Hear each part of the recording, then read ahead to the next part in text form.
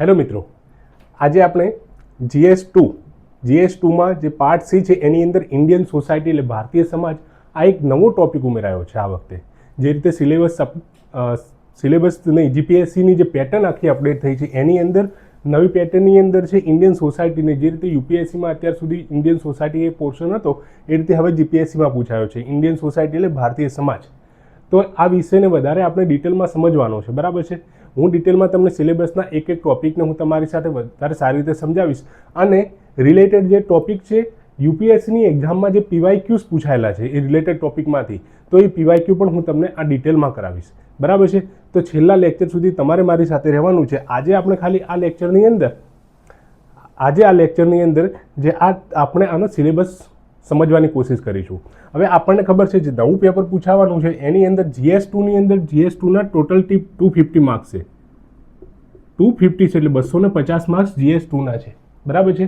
એ 250માંથી લગભગ Indian society એમાંથી 70 માર્ક્સનું પૂછાવી શકે. કેટલા? 70 માર્ક્સનું. અને આ 70 માર્ક્સ છે આમ સમજો તમે તો એકદમ રોકડા છે. કેમ રોકડા છે એનું શું કારણ છે કે આ ઇન્ડિયન સોસાયટી છે પહેલાં તો જીપીએસસીમાં પહેલીવાર મુકાયો છે.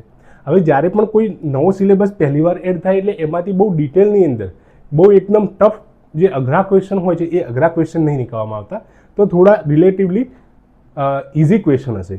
બીજું, ઇન્ડિયન સોસાયટી એટલે ભારતીય સમાજ. હવે સમાજ એટલે કોનાથી બને? લોકોથી. હવે લોકોમાં કોણ આવે? આપણે, બરાબર છે. તો આપણી આજુબાજુ જે સિસ્ટમ થઈ રહી છે એનાથી વધારે આપણે વાકેફ છીએ, બરાબર છે. એટલે આ ટોપિક સમજવાની અંદર આપણને એકદમ ઇઝી રહેતું હોય છે, બરાબર છે. તો એટલા માટે પણ આપણા માટે આ 70 માર્ક્સ એ બહુ રોકડિયા કહેવાય. એટલે આ પોર્શન છે ઇન્ડિયન સોસાયટી એને સારી રીતે કરી લેવો એટલે લગભગ 70 માર્ક્સમાંથી તમારે સારા એવા માર્ક્સ તમે ગેઇન કરી શકો છો, બરાબર છે. તો આજે આપણે આને હવે સિલેબસને વધારે ડિકોડ કરીએ, બરાબર છે. સિલેબસનો ફર્સ્ટ ટોપિક છે એમાં કે core characteristic and diversity of India.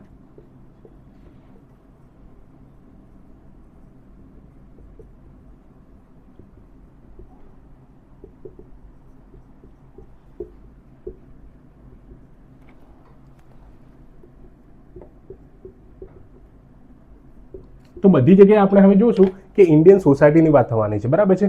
Indian society જે આ ભારતીય સમાજ એની અંદર એની કોર કેરેક્ટરિસ્ટિકની વાત કરે છે. હવે કોર એટલે શું? એના મુખ્ય જે પાયદાનની અંદર રહેલી છે, મુખ્ય પાયાની અંદર રહેલી છે એવી કેરેક્ટરિસ્ટિક એટલે એની લાક્ષણિકતાઓ. તો ભારતીય સમાજની લાક્ષણિકતાઓ મેઇનલી શું છે? તો કે આપણને ખબર છે આપણે જોઈન્ટ ફેમિલીમાં રહીએ છીએ એટલે સંયુક્ત પરિવારની અંદર રહેતા હોઈએ છીએ. આપણે અહીંયા મેરેજ સિસ્ટમ એટલે લગ્ન પ્રથા હોય છે. આપણે અહીંયા જાતિ પ્રથા છે. આપણે અહીંયા એ અલગ અલગ લોકોના અલગ અલગ ધર્મ પાળે છે.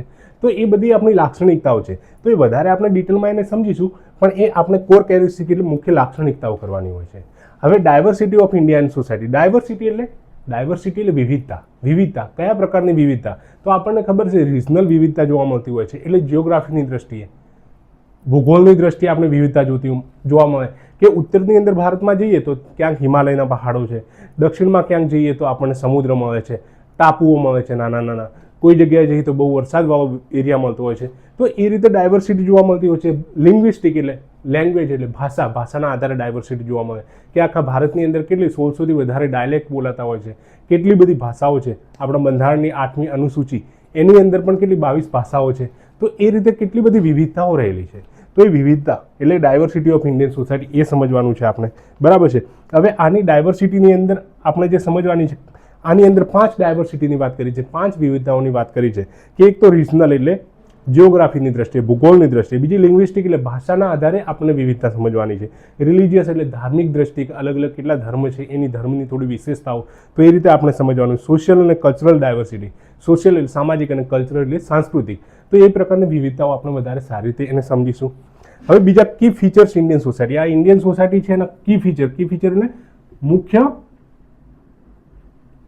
મુખ્ય લક્ષણો, કી ફીચર્સ. તો એ કી ફીચર્સ આપણે કરવાના છે. હવે એ કી ફીચર્સ એટલે કયા કી ફીચર્સ છે? તો એક તો યુનિટી એન્ડ ડાયવર્સિટી.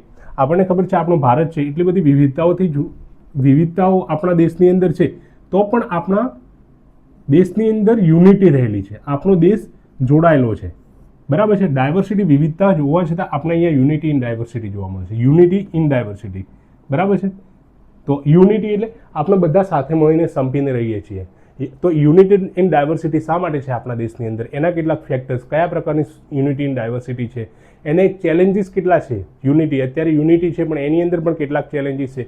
આપણને ખબર છે ઘણીવાર ભાષાના આધારે લોકો લડતા હોય છે, ઘણીવાર ધર્મના નામ પર લોકો લડતા હોય છે, જાતિના નામ પર લોકો લડતા હોય છે, કોમવાદના નામે લોકો લડતા હોય છે. તો એવી યુનિટીને ક્યાંક ને ક્યાંક ધક્કો પણ લાગતો હોય છે, એવા ચેલેન્જીસ પણ છે. એને સુધારવા માટે આપણે શું કરી શકાય, તો એ વધારે સારી રીતે આપણે સમજીશું. બીજું એનું ફેક્ટર છે સોશિયલ ડિવિઝન. હવે સોશિયલ સ્ટ્રેટિફિકેશન અને સોશિયલ ડિવિઝન આ બંનેની વચ્ચે પણ આપણો ફરક છે. સ્ટ્રેટિફિકેશન એટલે સમાજની અંદર જે ઉપરનો કેટલો વર્ગ કહેવાય છે, કે ધારો કે BKVS એટલે બ્રાહ્મણ, ક્ષત્રિય, વૈશ્ય અને શૂદ્ર, એ રીતે આપણે સ્ટ્રેટિફિકેશન કરેલા છે. તો આ એ રીતે નહીં, પણ આ ડિવિઝન છે. ડિવિઝન અલગ રીતે એક ડિવિઝન. તો એક શું છે ડિવિઝન, કઈ રીતનું એનું વિભાગ છે, એ સામાજિક વિભાગ જે અલગ અલગ જે ભાગ પડેલા છે, તો એને વધારે આપણે સારી રીતે સમજીશું. પછી ફેમિલી સ્ટ્રક્ચર. હવે ફેમિલી એટલે આપણને ખબર છે પરિવાર, પરિવારનું સ્ટ્રક્ચર, પરિવારનું બંધારણ, બરાબર છે. ફેમિલી સ્ટ્રક્ચર એ આપણને કરવાનું છે. ફેમિલી સ્ટ્રક્ચર એટલે પરિવારનું આપણે બંધારણ, પરિવારનું માળખું. પરિવારના માળખાની અંદર આપણે 3 પ્રકારની મેઇન સિસ્ટમ જોવાની છે. તો કે એક તો જોઈન્ટ ફેમિલી. કેવી family? Joint family. Joint family એટલે સંયુક્ત પરિવાર. સંયુક્ત પરિવારની એટલે અંદરમાં શું હોય કે મધર ફાધર હોય, એમના 2-3 બાળક હોય, એમના લગ્ન થઈ ગયેલા હોય, એ પણ એમના પરિવારની સાથે રહેતા હોય, એટલે ત્રણેક પેઢી સાથે રહેતી હોય, કાકા માસાન બીજાન બધાન સાથે. એટલે આપણે લગભગ મોટા ભાગે આપણા આજુબાજુ અત્યાર સુધી પણ સંયુક્ત પરિવાર જોવા મળે છે, બરાબર છે. તો એ સંયુક્ત પરિવાર, એ જોઈન્ટ ફેમિલી સિસ્ટમ છે, આપણે અહીંયા જોવા મળે છે મોટા ભાગે. એ ભારતીય સમાજની એક વિશેષતા છે, એક મુખ્ય ફીચર છે. તો એને વધારે આપણે સારી રીતે સમજીશું. બીજું છે ન્યુક્લિયર ફેમિલી. ન્યુક્લિયર ફેમિલી એટલે વિભક્ત પરિવાર એને કહેવાય છે. ગુજરાતીની અંદર કહીએ ન્યુક્લિયર ફેમિલીને તો વિભક્ત પરિવાર. વિભક્ત પરિવારની અંદર શું હોય કે આ ધારો કે મધર છે ને આ ફાધર છે, બરાબર છે. એમના એક પુત્ર અને પુત્રી થાય છે, બરાબર છે. અથવા તો એમની 2 પુત્રી અને 1 પુત્ર થાય છે. તો આ પહેલી પેઢી અને બીજી પેઢી, આ 2 પેઢી પરિવાર એ બધાથી અલગ થઈને, પોતાના ભાઈઓથી એ બધાથી અલગ થઈ અને એક જગ્યાએ અલગ રીતે વસતા હોય છે. અને પોતાના ટોટલ જે એમનું રસોડું અલગ હોય છે, એમની કમાઈનો હિસ્સો છે પોતાના માટે હોય છે, એ બધી રીતે એ રીતે અલગ હોય. તો એને ન્યુક્લિયર ફેમિલી એટલે સંયુક્ત પેલું વિભક્ત પરિવાર કહેવાતું હોય છે. તો અત્યારે આપણને ખબર છે એ વિભક્ત પરિવાર છે એ અત્યારે વધી રહ્યા છે. 2011ની અંદર જે સેન્સસ એટલે વસ્તી ગણતરી થઈ, એની અંદર પણ કહેવાતું કે 52% ભારતની અંદર અત્યારે લોકો છે એ ન્યુક્લિયર ફેમિલી વિભક્ત પરિવારમાં રહે છે. અને આપણને ખબર છે અત્યારે સોશિયલ મીડિયા આવ્યું, ગ્લોબલાઇઝેશન આવ્યું, મોડર્નાઇઝેશન વધી રહ્યું છે, વેસ્ટર્નાઇઝેશન વધી રહ્યું છે.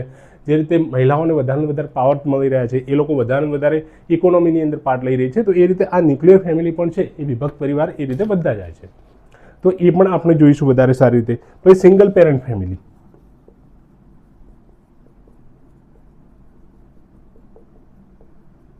સિંગલ પેરેન્ટ ફેમિલી એટલે સિંગલ પેરેન્ટ એટલે પેરેન્ટની અંદર યુઝ્યુઅલી આપણને ખબર છે મધર ફાધર એ બંને મળીને પેરેન્ટ્સ એ કહેવાતા હોય છે, બરાબર છે. પણ સિંગલ પેરેન્ટ એટલે કાં તો મધર જીવતી હોય છે અથવા કાં ફાધર જીવતા હોય છે. અને મોટા ભાગના કેસની અંદર ફાધર એક્સપાયર થઈ જાય છે અને મધર રહે છે. આવું ભારતની સોસાયટીની અંદર જોવા મળે છે. તો સિંગલ પેરેન્ટ ફેમિલી એવું શા માટે? તો એક સિંગલ મધર અથવા સિંગલ ફાધર થઈને પોતાના બાળકનો ઉછેર કરે તો એ પોતાના માનસ પર અને બાળકના માનસ પર શું ફેરફાર થાય છે, પોઝિટિવ શું છે અને નેગેટિવ શું છે. અને ભારતની અંદર કેટલા ટકા કિસ્સાની અંદર આવી વસ્તુ જોવા મળે છે? સમથિંગ અરાઉન્ડ 4% છે, બરાબર છે. તો એ વસ્તુને પણ આપણે વધારે ડિટેલની અંદર સમજીશું. હવે જેન્ડર રોલ આપણને સમજવાનો છે. આની અંદર જ આ ઇન્ડિયન સોસાયટીના એમાં જ છે કે જેન્ડર રોલ. જેન્ડર એટલે કે જાતિ. કઈ જાતિ? 2 જાતિ છે આપણને ખબર છે, પુરુષ અને મહિલા. તો એમનો રોલ શું છે સમાજની અંદર એ આપણે સમજવાનું છે.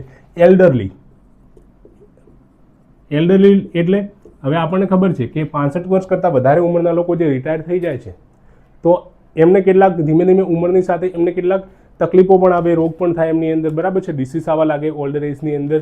અને એ લોકો નાના બાળકને જેવું ઘણું વર્તન કરતા હોય છે. એકાંત એમને એ લોનલીનેસ થઈ જતું હોય છે એમને. તો એમની સાથે એમને મનોદશા એ વખતે શું હોય છે, એમને આપણા કયા પ્રકારના સાથની જરૂરત હોય છે. તો એ એલ્ડરલી એ વિષયને પણ આપણે વધારે સમજીશું. તો આ પહેલો જે ઇન્ડિયન સોસાયટી છે એનો પહેલો મેઇન પોઈન્ટ છે એ કોર કેરેક્ટરિસ્ટિક્સ અને ડાયવર્સિટી ઓફ ઇન્ડિયન સોસાયટી છે, બરાબર છે. અને એના કી ફીચર છે એ આપણે આની અંદર વધારે સારી રીતે સમજીશું, બરાબર છે.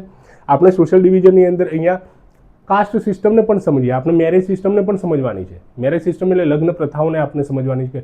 કાસ્ટ સિસ્ટમ એટલે અત્યારે પણ આપણે દેશની અંદર જોઈએ તો મોટાભાગે કેસની અંદર કેવું જાતિ પ્રથા જોવા મળે છે, બરાબર છે. જાતિ પ્રથા અને કહેવાતી જાતિ પ્રથાની અંદર આપણે અત્યારે જે લોઅર કાસ્ટ માનવામાં આવે છે, લોઅર કાસ્ટ એટલે જે આપણે દલિતને કહેતા હોઈએ કે એ બધાને માનીએ છીએ ને એમની સાથે કેવું અસ્પૃશ્યતાવાળો ભેદભાવ કરવામાં આવતો હોય છે, બરાબર છે.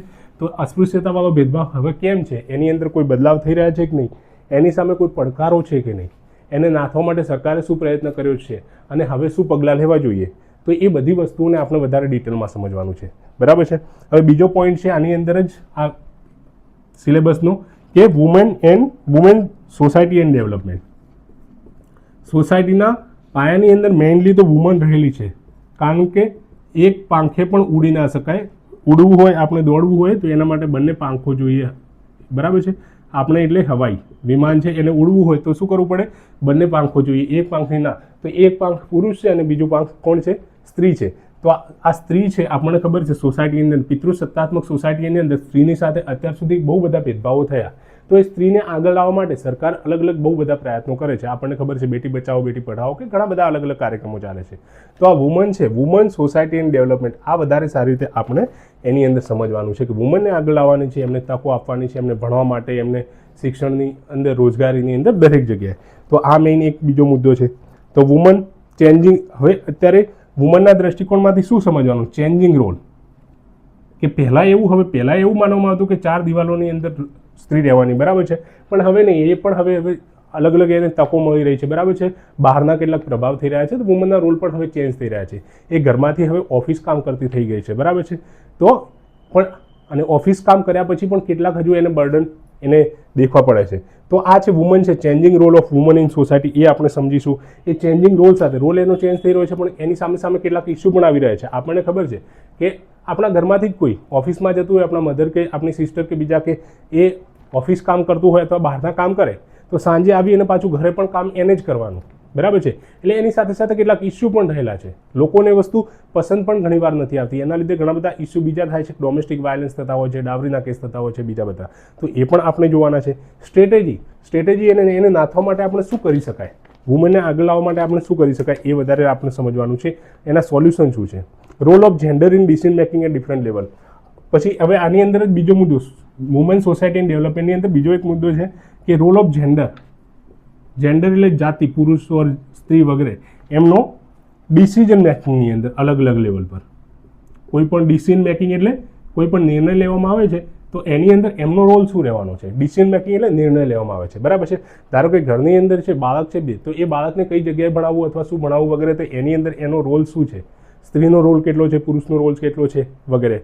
કે તમારે ધારો કે બીજું ઘર જ ખરીદવું હોય છે તો સ્ત્રીને પૂછવામાં આવે છે કે નહીં પૂછવામાં આવતું, અથવા તો કોઈ જગ્યાએ કંઈક બીજા એટલે લગ્ન માટે વિચારવાનું હોય તો એની અંદર જેન્ડરનો રોલ શું, બરાબર છે. તો એ દરેક વસ્તુ છે આપણે વધારે ડિટેલમાં સમજવાની છે, બરાબર છે. હવે ત્રીજો ટોપિક છે સોશિયલ ચેલેન્જીસ.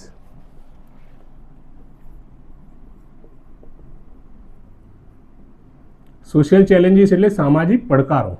કેટલાક આપણા સમાજની અંદર હજુ પડકારો રહેલા છે, બરાબર છે. એ પડકારો રહેલા છે, એ તો પડકારો છે, એ કયા પડકારો છે અને એમને આ પડકારોથી સોલ્યુશન મેળવવા માટે આપણે શું કરવું જોઈએ એ વિશે આ એક ટોપિક છે, બરાબર છે. તો હવે સોશિયલ ચેલેન્જીસની અંદર મેઇનલી કયા ચેલેન્જીસ, તો મેજર ફોર અપલિફ્ટિંગ માર્જિનલાઇઝ સેક્શન.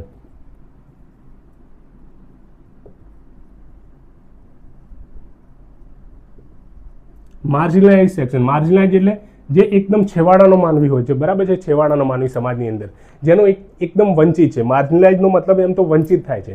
જે સમાજ એકદમ વંચિત રહી ગયો છે એવા સેક્શન, એ સમાજ માટેના એમને આગળ અપલિફ્ટ કરવાના, એટલે એમને આગળ લાવવાના, એમને મેઇનસ્ટ્રીમ કરવાના, એમને વિકાસ કરવાના, એના માટેના જે આપણે સ્ટેપ લેવાના છે એની વાત છે, બરાબર છે. હવે આ માર્જિનલાઇઝ સેક્શન કોણ હોઈ શકે છે, તો આપણને ખબર છે કે આની અંદર એસસી એટલે શિડ્યુલ કાસ્ટના લોકો અત્યારે પણ એમને ઘણી જગ્યાએ ઘણી બધી વસ્તુઓને ફેસ કરવી પડતી હોય છે, તો એમની વાત છે. એસટી એટલે શિડ્યુલ ટ્રાઇબ, આદિવાસી લોકો, એમના માટેની વાત છે. એની અંદર સ્ત્રી આવી જાય, બરાબર છે.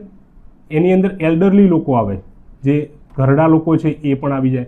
આની અંદર ડિસેબલ લોકો એટલે દિવ્યાંગ લોકો છે એ પણ આવી જાય છે, બરાબર છે.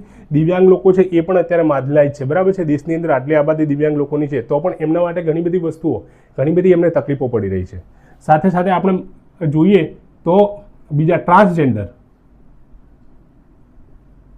ટ્રાન્સજેન્ડર છે એ પણ માર્જિનાઇઝ સેક્શન છે, બરાબર છે, એ પણ વંચિત વર્ગ છે. તો એમને અપલિફ્ટ કરવાના, એમને સમાજની અંદર ઊંચા લાવવા માટે આપણે શું કરવાના છે? તો આ એક સોશિયલ ચેલેન્જીસ અલગ અલગ છે, એને આપણે ઉપર ઉઠાવવા માટેના પ્રયત્નો. હવે બીજા આપણે આજુબાજુ પણ હજુ એવા પ્રોબ્લેમ જોવા મળે છે. તો એ પ્રોબ્લેમ કયા છે? તો એક કમ્યુનલિઝમનો પ્રોબ્લેમ છે.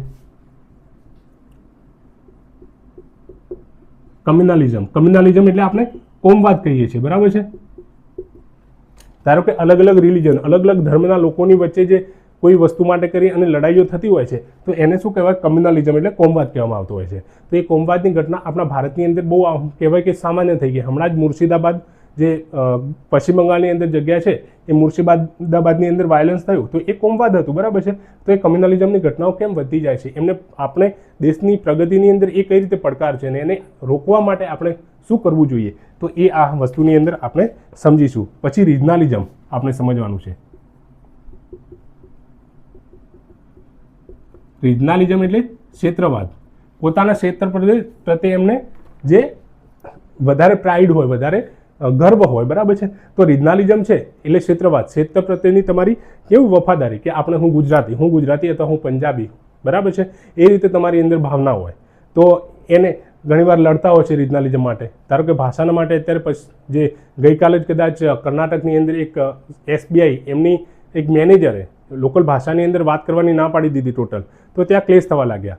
તો સાઉથની અંદર કેટલાક સ્ટેટ છે એ રિજનલિઝમને વધારે ઉગ્રતાથી આમ એ મુદ્દાને ઉઠાવે છે ભાષાના આધાર પર વગેરે વગેરે. તો એવા રિજનલિઝમના કેસીસ જોવા મળતા હોય છે, બરાબર છે. તો હવે આ રિજનલિઝમ છે ઓલવેઝ નેગેટિવ કે હંમેશા નકારાત્મક હોય? તો નહીં, એ પણ આપણને સમજવાનું કે રિજનલિઝમ છે બે પ્રકારના હોય છે, પોઝિટિવ અને નેગેટિવ. પોઝિટિવ એટલે કઈ રીતે? કે તમારા ક્ષેત્ર પ્રત્યે તમને પ્રેમ હોય, એ વસ્તુ ખોટી નથી. ધારો કે હું ગુજરાતી છું, તમે ગુજરાતી છો, તો આપણે ગુજરાતી પ્રત્યેનો એ પ્રાઉડ છે, આપણને ગુજરાતના કલ્ચર પ્રત્યે, ગુજરાતની ભાષા પ્રત્યે, ગુજરાતના લોકો પ્રત્યે, ગુજરાતનું રિજન પ્રત્યે, એ દરેક વસ્તુની અંદર ગુજરાતની અસ્મિતાની અંદર આપણને પેલું શું છે? એકદમ પ્રાઉડ છે. તો એ કંઈ ખોટું નથી, એ સારું રિજનલિઝમ છે, એ પોઝિટિવ રિજનલિઝમ છે, બરાબર છે. આપણે સાથે સાથે I love Gujarat and I love India, જય હિન્દ અને જય ગુજરાત આપણે કહેતા હોઈએ, તો એ સારું છે, બરાબર છે. પણ હવે એ નેગેટિવ ક્યારે થઈ જાય છે? જ્યારે તમે ગુજરાતને જ બધું કહેવા માંગો છો કે મારું ગુજરાત જ શ્રેષ્ઠ છે, બીજા રાજ્ય એ શ્રેષ્ઠ નથી, બરાબર છે. અને ગુજરાતને અલગ કરવાની ભાવના રાખતા હો દેશમાંથી કે એ દરેક રીતે, તો એ વસ્તુ નેગેટિવ છે. તો એ રિજનલિઝમને આપણે વધારે ડિટેલમાં સમજવાનું છે. પછી સેક્યુલરિઝમને સમજવાનું છે આપણે. સેક્યુલરિઝમ એટલે ધર્મનિરપેક્ષતા. આપણો રાષ્ટ્ર કેવો છે? ધર્મનિરપેક્ષ છે, બરાબર છે. અને આપણે જે મિની કોન્સ્ટિટ્યુશન કહેવાય છે, જે 1976ની અંદર જે થયું બદલાવ, તો એની અંદર ધર્મનિરપેક્ષતાવાળા પ્રિએમ્બલની અંદર આપણે આ વર્ડ એડ કર્યો કે secular. India is secular country, ધર્મનિરપેક્ષ. બધા ધર્મને સરકાર દ્વારા જે એક સરખો જ ન્યાય આપવામાં આવે છે, બરાબર છે. તો આ સેક્યુલરિઝમ છે અત્યારે, એને કેટલાક પડકારો પણ છે અત્યારે સેક્યુલરિઝમને.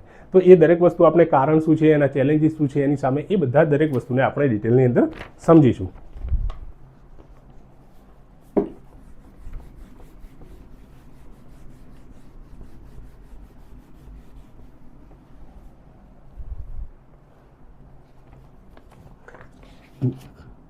ચોથો પોઈન્ટ છે ગ્લોબલાઇઝેશન. ગ્લોબલાઇઝેશન એટલે એન્ડ ઇટ્સ ઇમ્પેક્ટ, એ આપણે સમજવાનું છે, બરાબર છે. હવે ગ્લોબલાઇઝેશન એટલે શું? વૈશ્વિકરણ આપણને મોટા ભાગે ખબર છે કે 1991ની અંદર જ્યારે દેશની અંદર પરિસ્થિતિ સારી નથી અર્થતંત્રની અંદર, ત્યારે LPG આવ્યું. LPG એટલે લિબરલાઇઝેશન, પ્રાઇવેટાઇઝેશન એન્ડ ગ્લોબલાઇઝેશન, LPG, બરાબર. તો એની અંદર ગ્લોબલાઇઝેશન વૈશ્વિકરણ આવ્યું. હવે આ વૈશ્વિકરણ આવ્યું તો એનો મતલબ શું? તો વૈશ્વિકરણ એટલે વિશ્વની સાથે આપણે, બીજા દેશોની સાથે આપણે મુક્ત વ્યાપાર કરતા થયા, ત્યાંથી ટેકનોલોજી આપણે એડોપ્ટ કરતા થયા, એ દેશોની સાથે આપણે લોકોની દ્રષ્ટિએ કોન્ટેક્ટ થવા લાગ્યો કે આપણા લોકો બીજા દેશની અંદર ફરવા લાગે, બીજા દેશના લોકો આપણે અહીંયા, એનાથી આઈડિયા છે એટલે વિચારોનું આદાન પ્રદાન થવા લાગ્યું. અને એના લીધે આપણો જે પ્રભાવ છે આપણા દેશની સંસ્કૃતિનો બીજા દેશો પર થયો અને બીજા રાષ્ટ્રોનો, બીજા દેશનો પ્રભાવ આપણા અહીંયા થયો. જે અંગ્રેજી ભાષા છે એ આ ગ્લોબલાઇઝેશનનો પ્રભાવ છે. વિદેશી લોકો આપણા અહીંયા આવે છે અથવા વિદેશી જે બીજા દેશો સાથે છે આપણે શું કરીએ છીએ? ટ્રેડ કરીએ છીએ. તો એની અંદર કમ્પલ્સન બની જાય છે ઘણીવાર ભાષાનું, અંગ્રેજી ભાષાની અંદર વાત કરવી, બરાબર છે. તો અથવા તો રાઇટિંગ વગેરે અંગ્રેજી ભાષાની અંદર, તો એના લીધે અંગ્રેજી આવ્યું. તો આ ગ્લોબલાઇઝેશનનો એક પ્રભાવ છે, વૈશ્વિકરણનો પ્રભાવ છે. હવે આ એલપીજી આવ્યું ત્યારથી જ ગ્લોબલાઇઝેશન નહીં થયું. એનાથી પહેલાં આપણને ખબર છે ઇન્ડસ વેલી સિવિલાઇઝેશન એટલે સિંધુ ખીણની સભ્યતા. સિંધુ ખીણની સભ્યતા હતી એ વખતથી જ આ ગ્લોબલાઇઝેશન સ્ટાર્ટ તો થઈ ગયું હતું એવું કહેવાય. પણ એ કેવું હતું, હમણાં સુધી બહુ ધીમે ધીમે થતું હતું. હવે આ 1991 પછી એલપીજી એની જે આ ગ્લોબલાઇઝેશન એ વખતે વધી ગયું અને આપણે ડાયરેક્ટ આપણી સ્ટ્રેટેજીની અંદર, પ્લાનિંગની અંદર જ આ ગ્લોબલાઇઝેશનને ઇન્ક્લુડ કરી દીધું અને એનો પ્રભાવ અત્યારે વધતો ગયો દેશની અંદર. તો એ ગ્લોબલાઇઝેશન આવવાના લીધે આપણા લોકલ કલ્ચર પર શું થયો અફેક્ટ, એનો ઇકોનોમિક અર્થતંત્ર પર શું એની અસર થઈ, સોશિયલ લાઈફ એટલે સામાજિક જીવનની ઉપર શું એનો પ્રભાવ થયો, તો એ આપણે વધારે ડિટેલમાં સમજવાનું છે. એના લીધે આપણે આ ગ્લોબલાઇઝેશન વૈશ્વિકરણના લીધે આપણી લાઇફસ્ટાઇલની અંદર શું ચેન્જ થયો, આપણે કપડાની અંદર, આપણા ખાવાની અંદર, દરેક વસ્તુની અંદર કન્ઝ્યુમરિઝમ એટલે ઉપભોક્તાવાદ વધ્યો. કદાચ કે આપણને બહુ સારું બહારથી આવવા લાગ્યું એટલે આપણી ઈચ્છાઓ પણ વધારે વધતી ગઈ, એટલે આપણે કન્ઝ્યુમર વધારે બની ગયા. બરાબર છે, એ જોવાનું છે. ચેન્જિંગ વેલ્યુ સિસ્ટમ ગ્લોબલાઇઝ વર્લ્ડ, આ ગ્લોબલાઇઝેશન વાળું વર્લ્ડ આવ્યું નવું, આ બહારના વિચારો આપણા પર આવ્યા એટલે આપણા વિચારો વેલ્યુ સિસ્ટમ પણ ચેન્જ થઈ. બરાબર છે, બહારનું આપણે ઘણી બધી એવી વસ્તુઓ જોઈ તો એના લીધે આપણે અહીંયા ધારો કે બહારના લોકો જીન્સ પહેરતા થયા તો આપણે જીન્સ, બહારના લોકોએ આ મોઢા પર જે ઘૂંઘટ હટાવ્યું તો આપણે પણ હટાવ્યું, એમને ઇંગ્લિશ સારી બોલતા થયા તો આપણે પણ એનાથી પ્રભાવ થયો. બરાબર છે, એમને ત્યાં રિસ્પેક્ટ એલ્ડર વગેરે લોકોને વધારે નથી આપતા તો આપણે એ ધીમે ધીમે રિસ્પેક્ટ આપવાનું ભૂલી ગયા. એટલે ઘણા બધા એવા ત્યાંના નકારાત્મક પ્રભાવ આપણા પર થયા અને ઘણા બધા પોઝિટિવ એટલે હકારાત્મક પ્રભાવ થયા. તો એ વધારે આપણે જોવાનું છે. બરાબર છે, તો આ ગ્લોબલાઇઝેશન વાળો ચોથો મુદ્દો છે. અને લાસ્ટ શું છે તો કે ગુજરાતી ડાયસ્પોરા.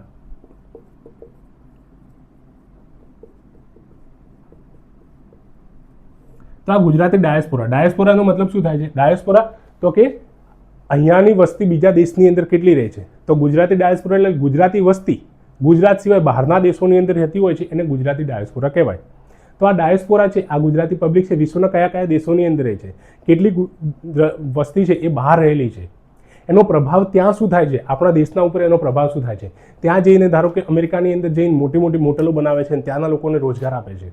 બરાબર છે, લંડનની અંદર ઇન્ડિયાની કેટલી બધી એ ગુજરાતની પબ્લિક છે, ઓસ્ટ્રેલિયાની અંદર કેટલી પબ્લિક છે, ન્યુઝીલેન્ડમાં કેટલી બધી પબ્લિક છે, એ પબ્લિક ત્યાંના આપણી અહીંયાની વસ્તુ, ધારો કે અહીંયા આપણા ખમણ અને ઢોકળા હોય છે એ ત્યાં લઈ જાય છે, ત્યાંના લોકો ખાય છે એટલે આપણું કલ્ચરને વધારે ત્યાં પ્રમોશન કરે છે, આપણું લોકલ કલ્ચર ત્યાં જાય છે, ત્યાં આપણા એમ્બેસેડર તરીકે કામ કરે છે, આપણી ગુજરાતની છબી ત્યાં પ્રસ્તુત કરે છે. બરાબર છે, એટલે ત્યાં કેટલા બધા પ્રભાવો થતા હોય છે. ત્યાંના પ્રભાવો આપણે અહીંયા પણ થાય. ધારો કે એ દેશની સાથે આપણા રસ્તાઓ, આપણા જે સંબંધો વધારે મજબૂત બનાવે છે, ત્યાંથી આપણને એ લોકો અહીંયા રેમિટન્સ પાછું એટલે રૂપિયો મોકલતા હોય છે, તો અહીંયા પણ એ પોતાના જે પરિવારને એ રૂપિયો મોકલે છે, એના લીધે ગુજરાતની તો અર્થતંત્ર ઉપર આવે જ છે, સાથે સાથે એમનો પરિવારનું મેઇન આવે છે. બરાબર છે, એટલે એના પ્રભાવો ઘણી રીતે જોવા મળતા હોય છે. આ જે અહીંયાથી ગુજરાતની પબ્લિક બહાર જાય છે એ માઇગ્રેશન એને કહેવાય. એ માઇગ્રેશનની પેટર્ન કેવી છે? બરાબર છે, ગુજરાતી કમ્યુનિટી ગ્લોબલી કેટલી છે, એના લીધે સોશિયો ઇકોનોમિક, સામાજિક, આર્થિક, રાજકીય અને કલ્ચરલ એટલે કે સાંસ્કૃતિક કન્ટ્રીબ્યુશન ગુજરાતી ડાયસ્પોરાનું કેટલું છે. તો આ આખા 5 મુદ્દાઓ છે મેઇનલી. તો એકદમ આ ઇઝી ટોપિક છે ઇન્ડિયન સોસાયટીનું. આપણે આને વધારે ડિટેલની અંદર વધારે એક પોઈન્ટ સાથે અને જે પાસ્ટમાં ક્વેશ્ચન યુપીએસસીની અંદર પૂછાયેલા છે જે રિલેવન્ટ હશે એ ક્વેશ્ચન પણ હું તમને કરાવીશ અને આખું આ ઇન્ડિયન સોસાયટીનો ટોપિક બહુ સારી રીતે એકદમ સારી સમજ સાથે તમને હું કરાવીશ. બરાબર છે, તમારે લાગેલા રહેવાનું છે અહીંયા. બરાબર છે, આજે ખાલી હું તમને આ સિલેબસ ડિકોડ કરી દીધું છે. હવે કાલથી આપણે આ સિલેબસને ભણાવવાનું અને કાલથી આપણે ટીચિંગ સ્ટાર્ટ કરીશું. Thank you.